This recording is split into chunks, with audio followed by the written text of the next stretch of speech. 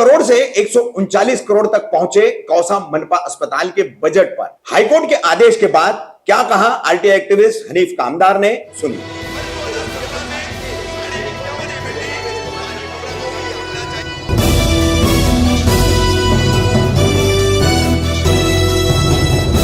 रफीक कामदार, हिंदुस्तानी reporter में आपका स्वागत है। कौसा का ठाणे मनपा अस्पताल एमएमविली परिसर का, जो कि हाईकोर्ट के आदेश के बाद अभी अखबारों में, मीडिया में सुर्खियों में छाया हुआ है। 10 करोड़ से शुरू हुआ यह अस्पताल का काम धीरे धीरे 139 करोड़ तक पहुंचने के बाद भी अधूरा रहा।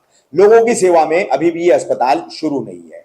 इसी मुद्दे पर हाईकोर्ट ने ठाणे मनपा को फटकार लगाते हुए 3 सदस्यों की समिति गठित करके उसे जांच के लिए अभी भेजा जाने वाला है। इस पूरे मामले में राइट टू इंफॉर्मेशन यानी सूचना के अधिकार, जानकारी के अधिकार के तहत इस पर काम किया था शहर के आरटीआई एक्टिविस्ट हनीफ कामदार ने। उन्हीं से पूरे कागजात लेकर एपीसीआर की इस कमेटी ने, एनजीओ ने इस पूरे मामले में मुंबई हाईकोर्ट में जनहित याचिका दायर की थी। इस पूरे मामले को लेकर अलग से बातचीत हुई हमारी आरटीआई एक्टिविस्ट हनीफ कामदार के साथ, पत्रकारों से बात हुई है। क्या कह रहे हैं हनीफ कामदार इस पूरे मुद्दे पर, देखिए। हनीफ भाई, आपने टीएमसी हॉस्पिटल का जो है आरटीआई के तहत जानकारी निकाली थी, उसी आरटीआई पे कोर्ट में जो है पीआई दाखिल हुआ और आज प्रेस कॉन्फ्रेंस भी उनके तरफ से की गई थी। उस आरटीआई को लेकर और इस पूरे मामले को लेकर, भ्रष्टाचार जिस तरह से हॉस्पिटल में हुआ, आप क्या बताना चाहते हैं? मैं असल में इस बारे में ये हकीकत लोगों के सामने ये बताना चाहता हूँ। इसके पहले भी मैंने मीडिया में ये मुद्दा उठा के बताया था। तो असल में ये बात दरअसल 2008 से शुरू होती है हॉस्पिटल की कहानी। उस वक्त ये बनना था सिर्फ 10 करोड़ में, 8,500 स्क्वायर मीटर में। कितना? 8,500 स्क्वायर मीटर में। लेकिन 2008 में इसका प्रस्ताव पास हो गया था और गालिबन ये हॉस्पिटल उस वक्त बनने की तैयारी के लिए महानगर पालिका की तरफ से कोशिशें चालू थी। लेकिन फिर 2009 में जब एमएलए के इलेक्शन हुए और एमएलए के इलेक्शन होने के बाद में जब यहाँ से जितेंद्र अवार्ड चुन के आया, फिर उसका सत्यानाश कर दिया हॉस्पिटल का। मांगनी उन्होंने किया और उन्होंने मांगनी करने के बाद में अपने क्षेत्र के इलाके के लोगों को ये हॉस्पिटल की सुविधा कैसे जल्द से जल्द और ज्यादा से ज्यादा मिले, इस पे उन्होंने कभी काम ही नहीं किया।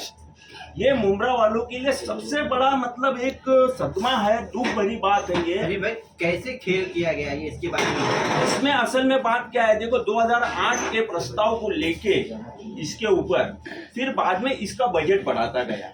मैं शॉर्टकट में बता रहा हूँ, मेरे पास पूरे डॉक्यूमेंट्स है। इसका जब ये बजट बढ़ते बढ़ते 54 करोड़ रुपया जब 2014 में इसका फाइनल वर्क ऑर्डर निकलने के बाद पास हो गया कि भाई ये हॉस्पिटल आपको 54 करोड़ रुपए में ग्राउंड प्लस 2 का बनाना है, ठीक है। अब वो ग्राउंड प्लस 2 बनाने के लिए भी इनकी तरफ से कोई कोशिशें काविशें नहीं की गई, ना तो इनके नगर सेवक लोगों की तरफ से कोशिश की गई, ये सिर्फ बोलते रह गए। उसकी जिंदा मिसाल ये है कि जब हाईकोर्ट में ये मैटर एपीसीआर के तहत जब ये हाईकोर्ट में मैटर गया तो उसके बाद में वो हॉस्पिटल एक डिस्पेंसरी के स्वरूप में चालू किया गया। हाँ, आज कैसा है, मुंब्रा वालों के साथ में ये सबसे बड़ा धोखा है कि सिर्फ एक बस स्टॉप का डंडा गाड़ने का और विकास बोलने का। हाँ, बाकी जो बेसिक इंफ्रास्ट्रक्चर है उससे आज मुंब्रा वाले बिल्कुल दूर दूर तलक के वंचित हो गए। वो सारी चीजें मुंब्रा वालों को मिल ही नहीं रही है। अभी आपको मालूम होगा, थोड़े दिन पहले इन लोगों ने गार्डन बनाया था, जबकि वो गार्डन का रिजर्वेशन नहीं था। घासवादा में वो स्कूल का रिजर्वेशन है और हमने गार्डन के ऊपर गार्डन दो, जहाँ रिजर्वेशन की जमीन गार्डन की वहाँ गार्डन दो, जहाँ स्कूल है वहाँ स्कूल दो।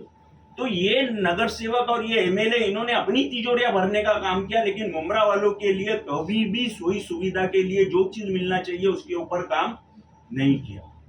हॉस्पिटल को लेकर जो है राजनीतिक पार्टियां जो है वो अलग अलग तरीके से विरोध भी कर रही थी, पीपी मॉडल को लेकर कुपोषण भी हुआ था उसको लेकर, लेकिन उसके बावजूद भी जो राजनीतिक लोकल पार्टी है उनका साफ तौर पर कहना है कि हॉस्पिटल चालू हो चुका है। बिल्कुल झूठ। उन्होंने हमेशा, ये जितेंद्र अवार्ड एंड कंपनी ने हमेशा मुंब्रा वालों को धोखा दिया है और आज भी धोखा दे रहे हैं कि वो हॉस्पिटल में डिस्पेंसरी चालू हुई है।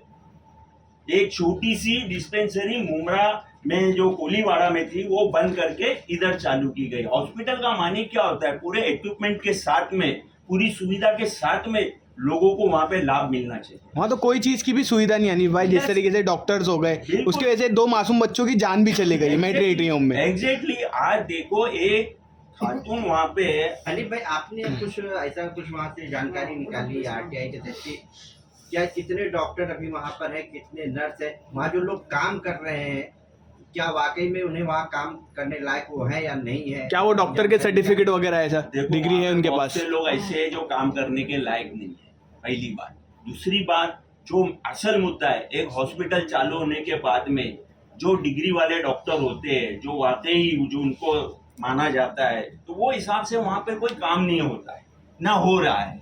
अब वो डिस्पेंसरी के तहत, जैसे मैंने आपको बताया कि वो हिसाब से वो हॉस्पिटल चल रहा है।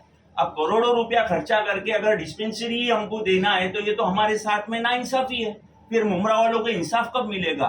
आज वो हॉस्पिटल का जो स्ट्रक्चर रखा गया था, तो वो यही सोच के रखा गया कि मुमरा, दीवा, सारे इलाके के 14 गांव के लोगों को उसका फायदा पहुंचे।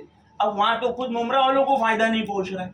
हनीफ भाई, आपका यही कहना है? चेतन रावत का भी एक वीडियो था, साफ तौर पर वो कह रहे थे क्या अगर ये कोई प्राइवेट सेक्टर लेता है तो हम उनको दे देंगे। तो आपको क्या लगता है, ये गवर्नमेंट हॉस्पिटल चालू होगा या प्राइवेट हो जाएगा? देखो, ये चालू होना सबसे पहले जरूरी है। रहा सवाल प्राइवेट का, तो प्राइवेट के लिए अल्हम्दुलिल्लाह कोर्ट के अंदर इसके बारे में डिबेट हो रही है और आगे ये प्रोसीजर कोर्ट के अंदर चलने ही वाला है। अब हो सके उतना इसके ऊपर ये काम किया जा रहा है कि वो हॉस्पिटल का पूरा फायदा लोगों को मिले। प्राइवेटाइजेशन के बारे में अभी हम नहीं बोल सकते, क्योंकि ऑलरेडी कोर्ट के अंदर ये मुद्दा चल रहा है। अच्छा, ये डिले की वजह क्या आपके हिसाब से? देखो, ये डिले की वजह एक ही हुई है कि सिर्फ उसमें भ्रष्टाचार करना है। क्या करना है? भ्रष्टाचार करना है। जब 54 करोड़ रुपया का वर्क ऑर्डर पास हुआ और इतनी बड़ी रकम पास होने के बाद में बाकायदा डॉक्यूमेंट्स के अंदर बताया गया है कि 27 करोड़ के अंदर उनको आरसीसी काम करना है पूरा, और 27 करोड़ के अंदर गैस पाइपलाइन, फर्नीचर, पानी की लाइन, बाकी जो काम है वो सब उनको करना है। ठीक है, तो ये 54 करोड़ से फिर इसका बजट चले जाता है 150 करोड़ के ऊपर। कितना चले जाता है? 150। तो इन्होंने जो टाइमिंग लिया है ना, इन्होंने सिर्फ भ्रष्टाचार करने के लिए टाइमिंग लिया है। हॉस्पिटल चालू करने के लिए कभी इन्होंने टाइमिंग ही नहीं लिया। अभी एक और वर्क ऑर्डर, कितना एस्टिमेट होता है इससे जनरली आपको कुछ? देखो, वो ताल्लुक से एस्टिमेट की जो तुम बात करते हो, तो वो अगर देखा जाए तो 54 करोड़ के अंदर फिलहाल उसके स्ट्रक्चर के बारे में मुझे मालूमात है। बाकी रहा अंदर इंस्ट्रूमेंट का, तो इंस्ट्रूमेंट के लिए अगर जो भी वहां से महानगर पालिका से चालू होएगा वो मैं बता सकता हूँ, जो भी वहां से निकलेगा उसके बारे में वो मैं बता सकता हूँ। लेकिन जहां तक के फैसिलिटीज की बात है और इन्होंने बताया टाइम क्यों लग रहा है, तो टाइम लगने की वजह यही है कि वो हॉस्पिटल के नाम पे पैसा निकाला गया, लेकिन हॉस्पिटल बनने का, लास्ट तलक के चालू होने का कोई दूर दूर तलक के इम्कान नहीं। कोर्ट में मालपा ने जो हलफनामा 22 और 23 में दिया है काफी अलग है। एक में बताया गया मशीनरी लग गई, एक में लगाने के लिए पैसे की डिमांड की जा रही है जी, उसके बारे में क्या?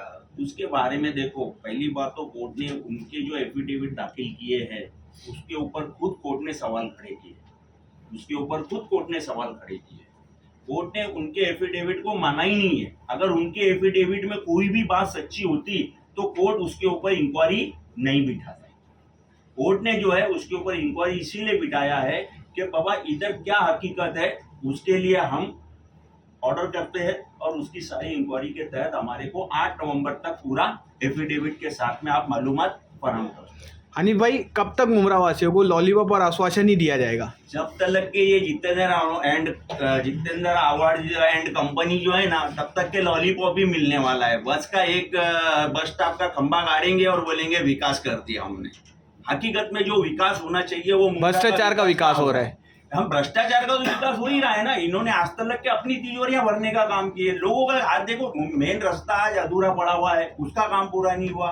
कई गली कुचे के जो रास्ते वो काम पूरे नहीं हुए। तो कहीं ना कहीं तो इनको जो चुन के लाती है मुमरा की आवाम में लाती है, तो मुमरा की बिल्कुल, आवाम देखो, को आप क्या संदेश देना चाहोगे? मेरा आवाम से ये संदेशा है कि आवाम जो है हर इलेक्शन के अंदर मुद्दों के ऊपर वोटिंग करे। हमको बस स्टॉप चाहिए, फुल फैसिलिटी वाला तो चाहिए, हमको फास्ट ट्रेन चाहिए तो चाहिए, हमको एक प्लेटफॉर्म अच्छा बना के चाहिए फैसिलिटीज के साथ में तो चाहिए।